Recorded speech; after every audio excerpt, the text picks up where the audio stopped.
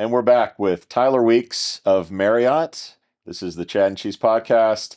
I'm Joel Cheeseman. He's Chad Sowash.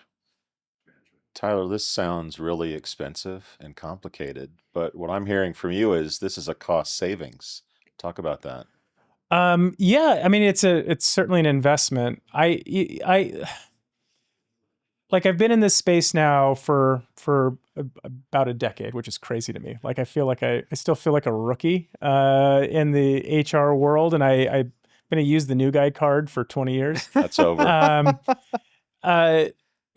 There's, the promises of 5-10 years ago of AI and TA or an HR more generally have always been more of like a soft savings. It's like, we're going to give you time back for your recruiters to have those meaningful conversations. We're going to give you time. Time doesn't do me any good.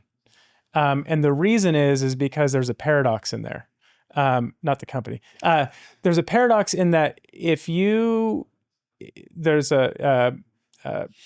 you've probably heard of it. Parkinson's law says that the time to complete a task will expand to fill the time allotted, right? Yes. You've heard this, like in kind of in joking terms, but it's real. It's real. Like you can automate somebody's work or part of it, they will feel just as busy.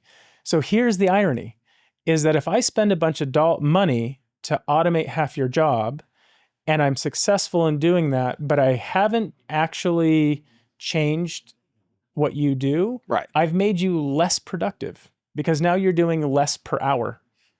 Yeah.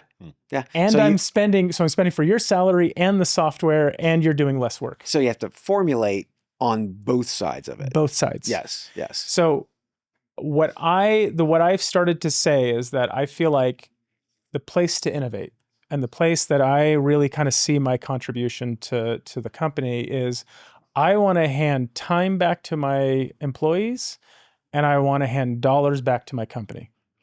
And I think that HR sits in a place to really drive that. And I think some of the places that that's going to happen in the future, and this is just us, I think in general, is higher functioning sort of shared service models. Because the research that I've seen around these new AI models is that they don't tend to improve performance of your highest performers. Right. They know their stuff. They've been like you take your best recruiter, AI isn't making them significantly better. Right? They're good. They know how to connect with people. They're closing offers. They're like, but what it does do, it gives a disproportionate bump to your lowest performing recruiters, or sort of your new recruiters, people earlier in their careers or less familiar with the field, because it equips them with what to say. That's magic, because how close can it make them to the top level recruiter? Like, so what's the percentage difference? I think the research I saw was more around call center. Some experiments with the call center, and I think I'm going to misquote this, but I think they saw like a 30% productivity bump on your low end, and almost zero on the top end, which is kind of backwards with how it kind of gets talked about, right? And experimented with is you got to give your top performers the AI and be like, okay, find some efficiencies. So we should just be hiring B players.